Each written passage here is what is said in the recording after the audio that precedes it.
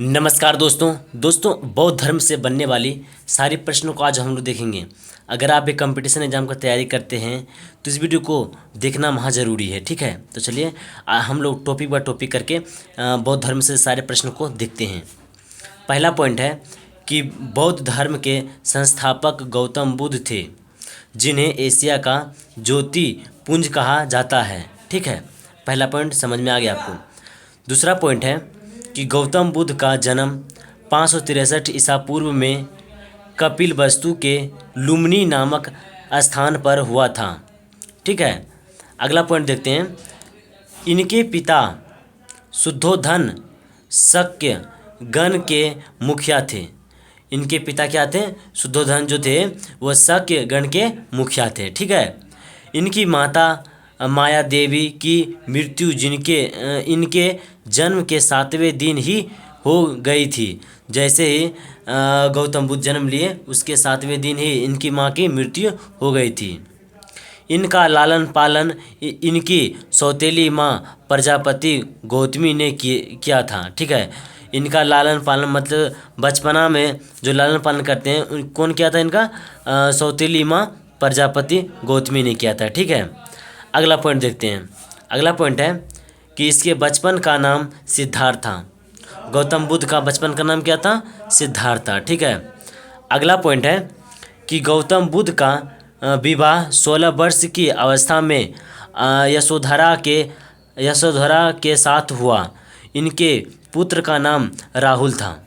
दोस्तों, ये सारे जो मैंने टॉपिक बनाया है इसमें एक टॉपिक में कम से कम 2 से 3 प्रश्न हैं। ठीक है, तो इतना अच्छा से मैंने आपको बता रहा हूँ, आपको समझ में आ रहा होगा आराम से। ठीक है, तो आप इससे प्रश्न निकाल भी सकते हैं या इसे नोट बनाकर लिख सकते हैं ताकि पढ़ने में आपको आसानी रहे, ताकि एग्जाम में आप अच्छा कर सकें। ठीक है, तो देखिए अगला पॉइंट है कि सिद्धांत जब कपिलवस्तु की सैर पर निकले तो उन्हें निम्न 4 दृश्यों को क्रमशः देखा। सिद्धार्थ जो घूमने के लिए निकले थे कपिलवस्तु, तो उन्हें 4 दृश्य दिखाई दिया। कौन कौन दृश्य दिखाई दिया था? देखिए, पहला में कि बूढ़ा व्यक्ति, दूसरा है एक बीमार व्यक्ति, तीसरा है शव जो मर जाता है। ठीक है, शव, चौथा है एक सन्यासी। यही चारों दिखे थे जब ये सिद्धार्थ जब कपिलवस्तु में सैर कर रहे थे, मतलब घूम रहे थे तब। ठीक है, तो चलिए आगे देखते हैं। अब अगला पॉइंट है कि सांसारिक समस्याओं से व्यवस्थित होकर सिद्धार्थ ने 29 वर्ष की अवस्था में, इम्पोर्टेंट क्या है? 29 वर्ष है। ठीक है, याद रखिएगा कि कब 29 वर्ष की अवस्था में। ठीक है, 29 वर्ष की अवस्था में गृह त्याग किया। गृह त्याग कब किया था? तो 29 वर्ष की अवस्था में। यही प्रश्न आएगा मतलब एग्जाम में। अगला पॉइंट है कि गृह त्याग करने के बाद सिद्धार्थ ने वैशाली के आलार कलाम से संख्या दर्शन की शिक्षा ग्रहण की। संख्या दर्शन की शिक्षा ग्रहण किया था। ठीक है, अगला पॉइंट है कि आलार कलाम सिद्धार्थ के प्रथम गुरु हुए। आलार कलाम जो थे सिद्धार्थ का प्रथम मतलब कि पहला गुरु थे। अगला पॉइंट है कि बिना अन्न जल ग्रहण किए 6 वर्ष की कठिन तपस्या के बाद 35 वर्ष की आयु में बैसाख की पूर्णिमा की रात निरंजना मतलब कि फाल्गु नदी के किनारे पीपल वृक्ष के नीचे सिद्धार्थ को ज्ञान की प्राप्ति हुई। ये जो पॉइंट आपको दिख रहा है दोस्तों, यह VVI पॉइंट है, VVI पॉइंट है। इससे प्रश्न बनते ही बनते हैं। ठीक है, इसलिए आप लोग इसे बढ़िया से पढ़ लीजिएगा। हम एक बार फिर पढ़ देते हैं। बिना अन्न जल ग्रहण किए 6 वर्ष की कठिन तपस्या के बाद 35 वर्ष की आयु में बैसाख की पूर्णिमा में, ये सब प्रश्न है दोस्तों, ये सब आंसर ही है। बैसाख की पूर्णिमा की रात निरंजना मतलब फाल्गु नदी के किनारे पीपल वृक्ष के नीचे सिद्धार्थ को ज्ञान प्राप्त हुआ।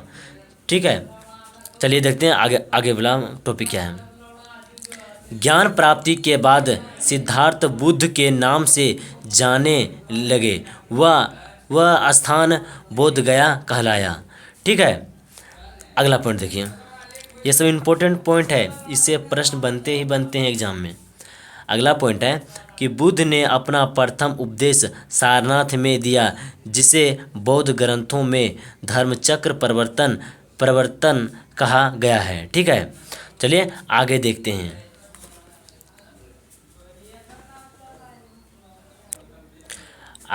आगे पॉइंट है कि बुद्ध ने अपने उपदेश जनसाधारण की भाषा मतलब पाली में दिए।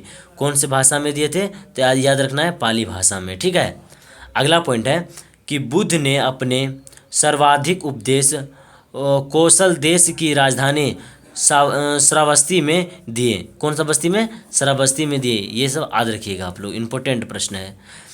अगला पॉइंट है कि बुद्ध ने अपने उपदेश कौशल, वैशाली और कौसंबी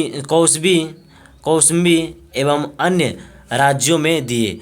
अगला पॉइंट है कि बुद्ध की मृत्यु 80 वर्ष की अवस्था में 483 ईसा पूर्व में कुशीनगर, देवरिया, उत्तर प्रदेश में चुंद द्वारा अपित भोजन करने के बाद हो गई, जिसे बौद्ध धर्म में महापरिवर्तित निवारण कहा गया है।